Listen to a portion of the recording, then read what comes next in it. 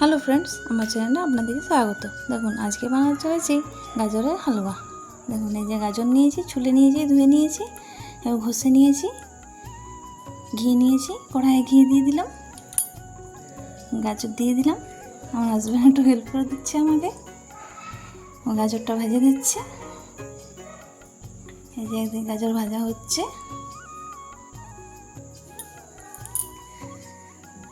গাজরটা ভাজা হয়ে গেছে। এই দেখুন কমে গেছে গাজরটা ভেজে ভেজে।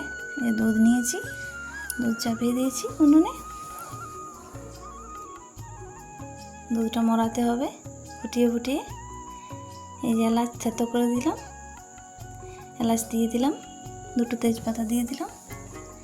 এই যে দুধ ফুটে ফুটে কমে গেছে, দিয়ে দিলাম গাজরটা। গাজরটা দিয়ে নেড়ে চেড়ে ভালো করে মিশিয়ে নিয়েছি। এই যে ফুটে ফুটে দুধটা মরবে, গাজরটা সিদ্ধ হয়ে যাবে। চিনি দিয়ে দিলাম, স্বাদ মতো চিনি দিয়ে দেবে। এই চিনি দিয়ে নেড়ে চেড়ে মিল্ক মেড নিয়েছি, একটু মিল্ক মেডটা খুলে নিয়েছি। দুধটা ফুটে ফুটে যখন মরে যাবে তখন মিল্ক মেডটা দিয়ে দেবেন। মিল্ক মেড দিয়ে নেড়ে দিয়েছি।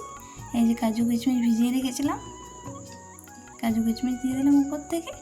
এই যে তৈরি গাজরের হালুয়া। যদি আপনাদের পছন্দ হয় তাহলে লাইক সাবস্ক্রাইব করে দেবেন।